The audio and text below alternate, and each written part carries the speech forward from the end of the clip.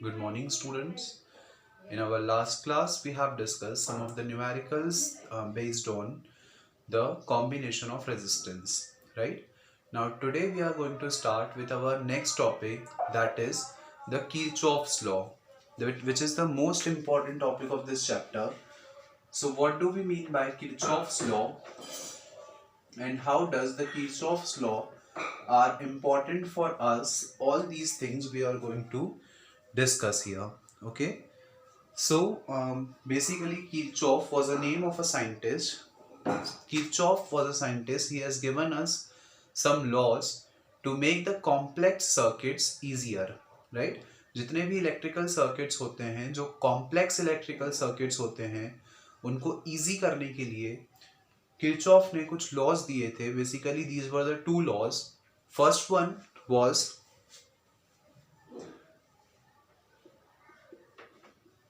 Kirchhoff's current law.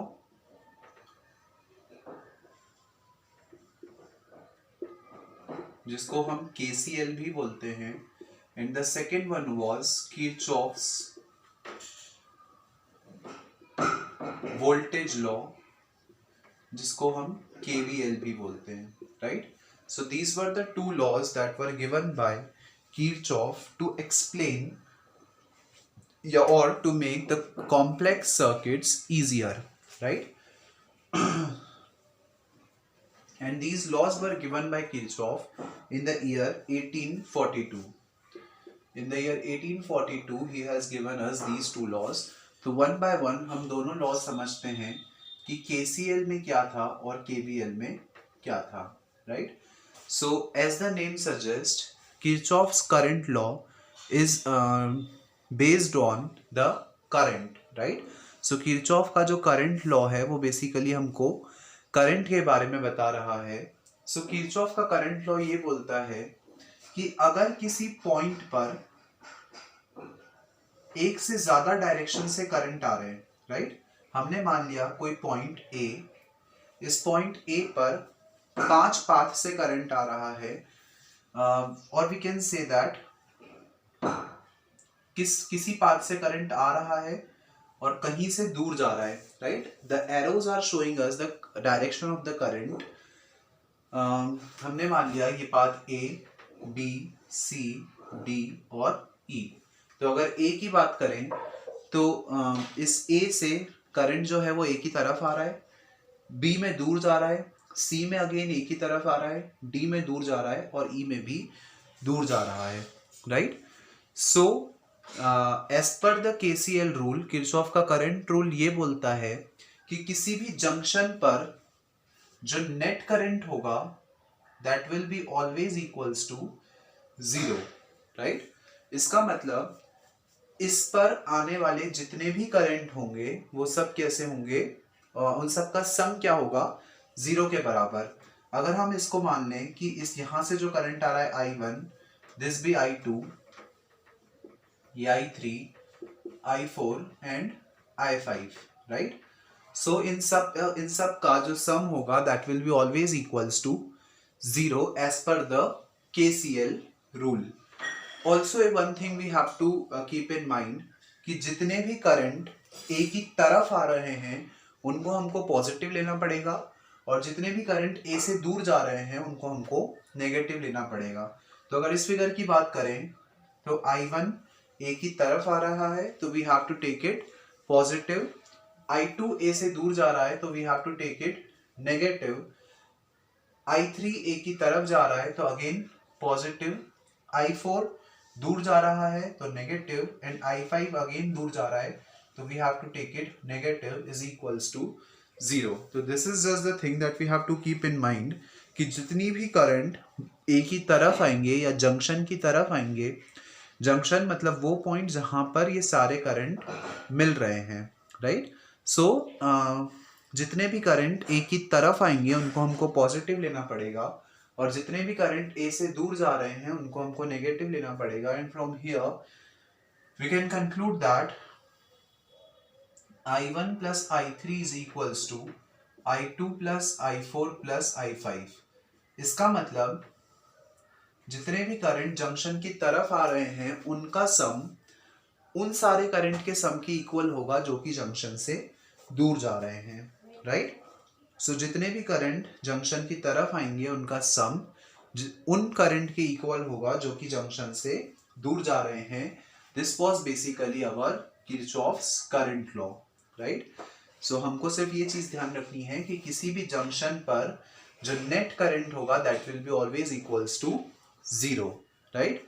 और जितने भी करंट उसकी तरफ आएंगे उनको पॉजिटिव लेंगे और जितने भी करंट जंक्शन से दूर जाएंगे उनको नेगेटिव लेंगे। So this was basically the Kirchhoff's current law. इस पर बेस्ड कुछ न्यूमेरिकल्स प्रैक्टिस करेंगे, then it will be easier for us to understand this all. Now Kirchhoff's second law that is the KVL, जिसको हम Kirchhoff voltage law बोलते हैं। So obviously as its name suggest, ये जो law है वो हमको वोल्टेज के बारे में बताएगा, इसका मतलब पोटेंशियल के बारे में बताएगा, राइट। सो इसके लिए हम सबसे पहले एक सर्किट कंसिडर करते हैं।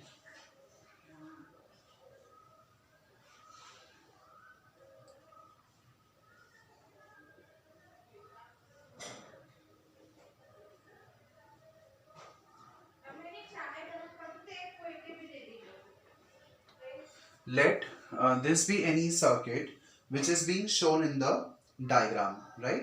एक सर्किट हमने कंसिडर किया जिसमें कि ये जो है ये दो बैटरीज हैं और वी कैन से सेल हैं और ये जो है इनका काम क्या है, पोटेंशियल प्रोड्यूस करना, राइट। इनके कारण ईएमएफ जनरेट होगा। यहाँ पर जो रेजिस्टेंस है उसकी वैल्यू हमने मान ली R1, ये वाला रेजिस्टेंस हो गया R2 और ये वाला जो रेजिस्टेंस है हमने मान लिया कि इसका जो टोटल रेजिस्टेंस है वो किसके बराबर है, R1 प्लस R2 के, right. This is just that we have think about it, right. और अब हम इसको मान लेते हैं सिंपली R3। हमने मान लिया कि ये वाला जो रेजिस्टेंस है that is suppose to be R3 for our convenience, okay. Let the direction of flow of current in this branch will be in this direction, that is I1 में जो current का flow है वो इस direction में होगा, right, which is being shown here by the arrow. Similarly I2 में भी हमने मान लिया कि जो current है वो इस path में flow हो रहा है और इस branch से जो current flow हो रहा है हमने मान लिया that is equals to I1 plus I2 और उसका जो डायरेक्शन है वो अपोजिट होगा to the direction of both the branches, right. अगर इसकी लेबलिंग करें so if we do the labelling of this all, so we can do label it as ABCDEF, right. हमने इसकी सिंपल सी लेबलिंग कर दी। सो KVL या किरचॉफ का वोल्टेज लॉ ये बोलता है कि किसी भी क्लोज्ड मैश में, क्लोज्ड मैश का मतलब एक क्लोज्ड सर्किट, किसी भी क्लोज्ड मैश में जो ईएमएफ होगा, किसी भी क्लोज्ड मैश में जो ईएमएफ होगा वो करंट और रेजिस्टेंस के प्रोडक्ट के इक्वल होगा, राइट। सो किसी भी क्लोज्ड मैश में जो करंट होगा दैट इज जो ईएमएफ होगा that is equals to the product of current flowing through that branch as well as the resistance of that branch, उन दोनों के प्रोडक्ट के इक्वल होगा। और एक चीज हमको यहाँ पर ध्यान में रखनी है कि अगर हम अलोंग द पाथ चल रहे हैं, राइट, अगर हम अलोंग द पाथ, जैसे यहाँ पे हमको डायरेक्शन दिया हुआ है मैश का, तो अगर हम अलोंग द पाथ चल रहे हैं तो the EMF of that circuit is suppose to be positive, और अगर आप उल्टा चल रहे हैं to the flow of direction then the EMF is suppose to be negative, right. तो अलोंग द मैश चलेंगे तो पॉजिटिव और अगर अपोजिट चलेंगे तो negative, right. So from here अगर हम इस फॉर्मूले के अकॉर्डिंग इस क्लोज मैश में देखें, that is I am talking about ABCDA, अगर हम इस ऊपर वाले मैश में देखें ABCDA, इस ऊपर वाले मैश की अगर मैं बात करूं, so EMF is equals to current into resistance. तो यहाँ पे दो EMF आ रहे हैं, पहला हो गया E1, दूसरा हो गया E2। अब इनमें से कौन सा पॉजिटिव कौन सा नेगेटिव वो भी देख लेते हैं। We are talking about the mesh A B C D A, इसका मतलब we are moving in this direction. तो अगर हम इसकी बात करें तो यहाँ पे जो करंट है दैट इज I1 वो अलोंग द मैश जा रहा है, इसी डायरेक्शन में जा रहा है और करंट भी इसी डायरेक्शन में फ्लो हो रहा है, तो E1 is suppose to be positive. जबकि अगर E2 की बात करें तो E2 में मैश जो है वो इस तरफ जा रहा है, ए बी सी डी ई ए इस तरीके से हम मूव कर रहे हैं, लेकिन करंट का जो फ्लो है वो अपोजिट डायरेक्शन में है। That's why E2 is suppose to be negative here, right, क्योंकि यहाँ पे जो करंट का फ्लो है वो मैश के अपोजिट डायरेक्शन में है, that's why it is suppose to be negative. I1 के लिए बात कर लेते हैं, करंट हो गया I1 और रेजिस्टेंस हो गया R1 प्लस करंट हो गया I2 और रेजिस्टेंस हो गया R2, so E1 minus E2 is equals to I1 plus R2. Also one thing we have to keep in mind here कि मैश जो है वो A B C D E A इस डायरेक्शन में जा रहा है। तो I1 की बात करें तो I1 जो है वो तो अलोंग द मैश जा रहा है, लेकिन जब I2 की बात करेंगे तो I2 को जाना चाहिए था इस डायरेक्शन में, बट अब वो जा रहा है इस डायरेक्शन में, तो that's why I2 is suppose to be negative here, right. हमको I2 को नेगेटिव लेना पड़ेगा, क्योंकि it is going against the mesh, right, against the direction of the mash.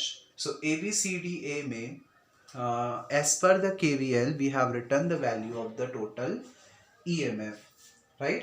Now similarly अगर हम बात करें BEFCB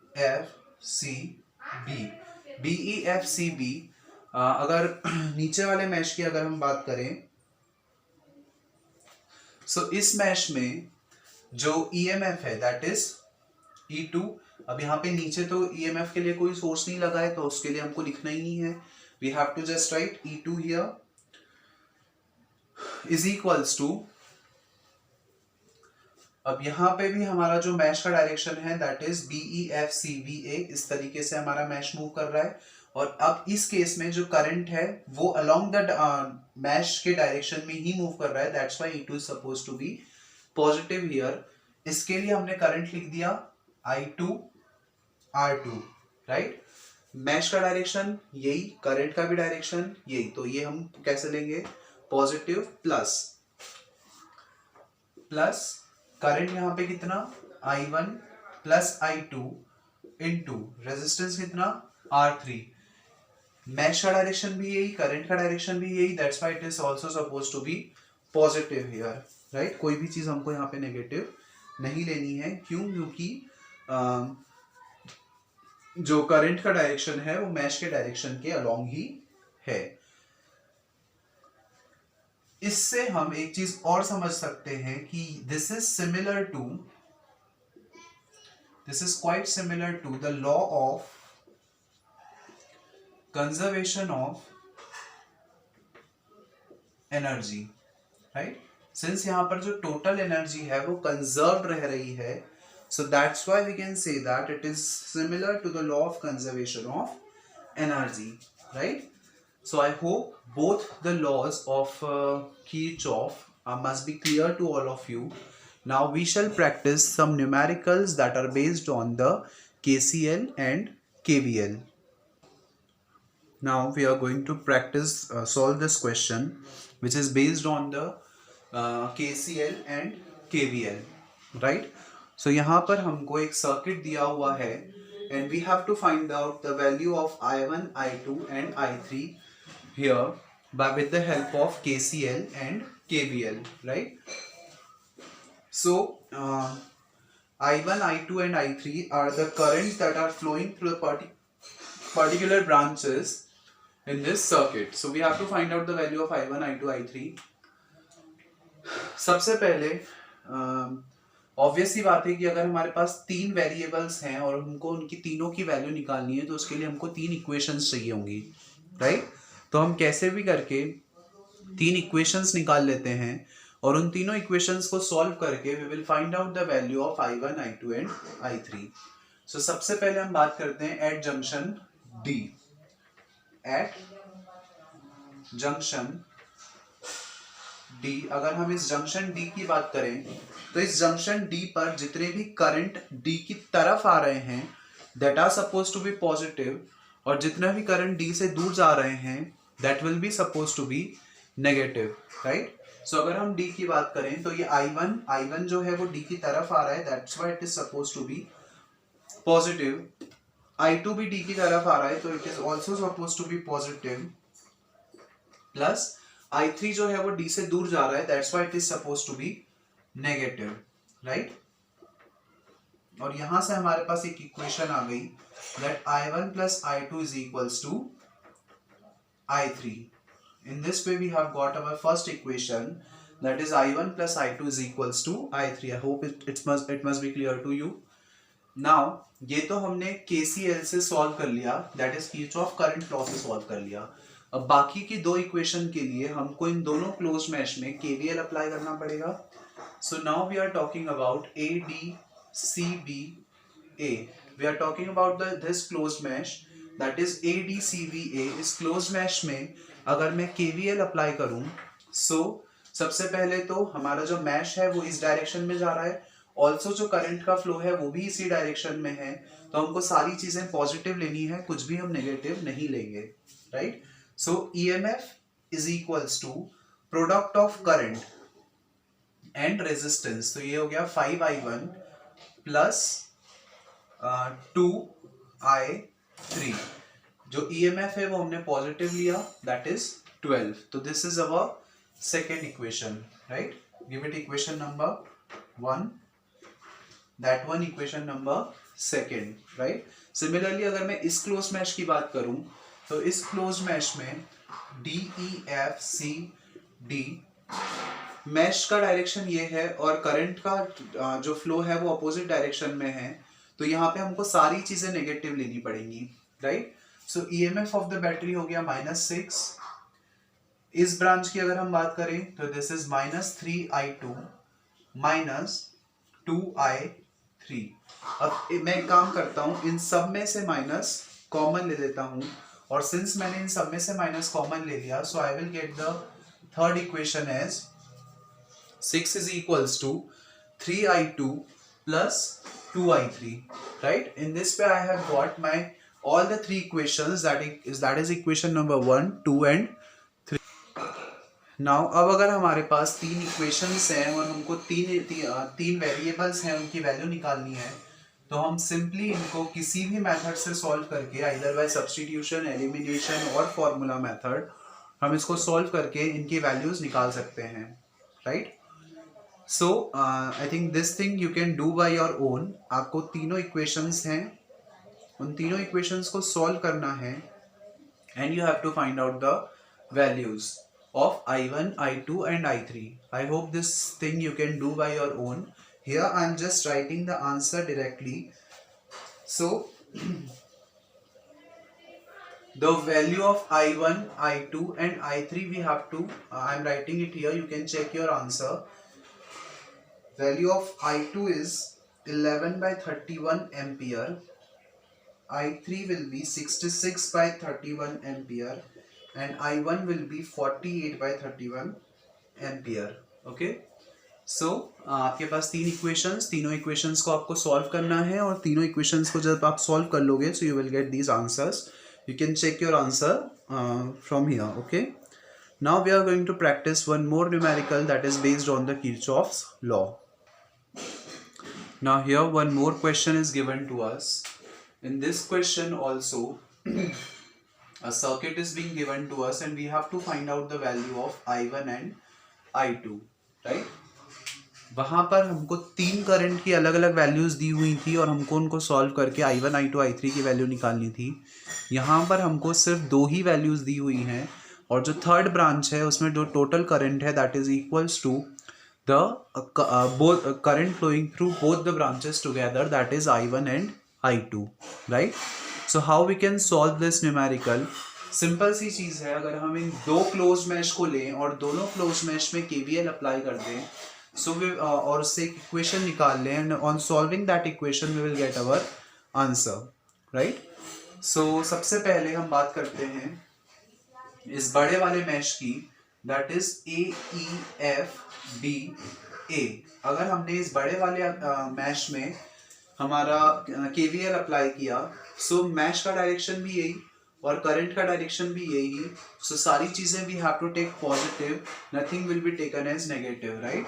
सो EMF हो गया 2, यहाँ पे कोई भी बैटरी नहीं लगी है तो हमको सिर्फ EMF में 2 लेना है, is equals to the current flowing through the circuit will be I1, resistance हो गया 2 प्लस यहाँ से जो करंट फ्लो हो रहा है that is equals to resistance 5 और जो करंट हो गया वो हो गया I1 प्लस I2।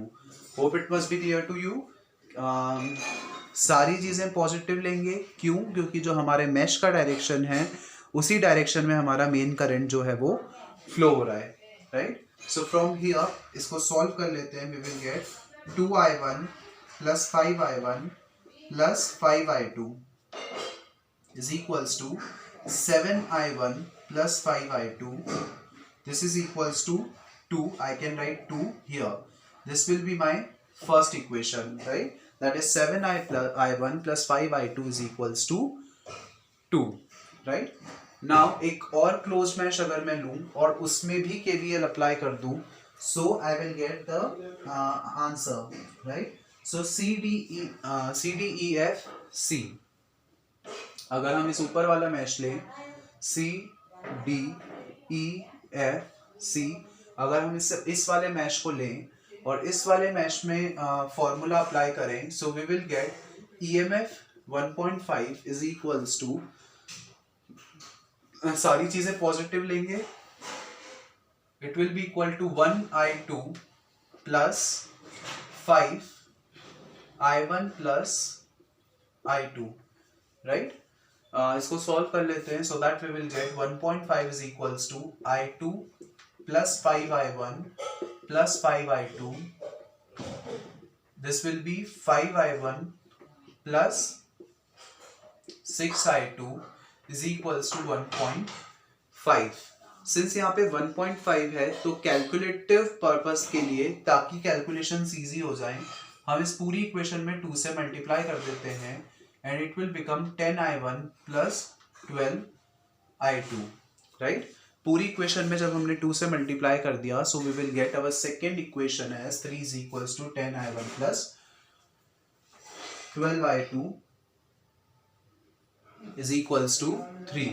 अब हमारे पास दो इक्वेशंस हैं, हम इन दोनों इक्वेशंस को सॉल्व करके we will get our final answer। so इनको किसी भी मेथड से हम लोग सॉल्व कर लेते हैं। We are solving here by elimination method.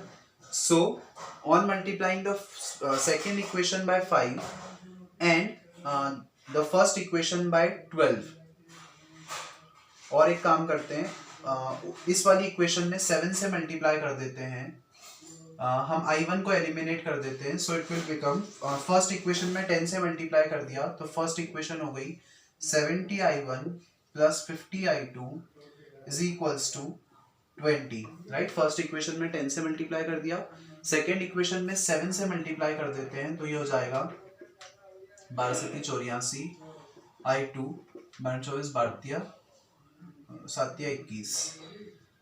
So we have multiplied the second equation by 7 and the first equation by 10। Now sign change हो जाएंगे सारे, इसको कैंसिल कर दिया, here we will get minus का 34I2 is equals to minus का 1 और I2 is equals to 1/34 ampere, right. This is the value of I2 that is 1/34 ampere. अगर हम इस I2 की वैल्यू को किसी भी एक इक्वेशन में पुट करके सॉल्व करें, so we will get the value of I1।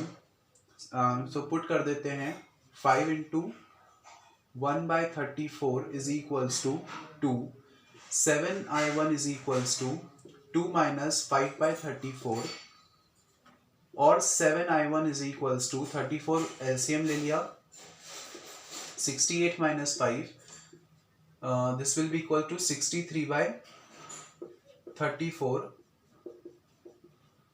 7 की 63, it will be 9/34 ampere, right. So I1 की वैल्यू हमारे पास आ गई 9/34 ampere. So by this way we can find out the total value of we can find out the value of I1 as well as the I2, right. So this is the way by which we can solve the problems that are based on the Kirchhoff's law, that is the KCL and KVL. Okay,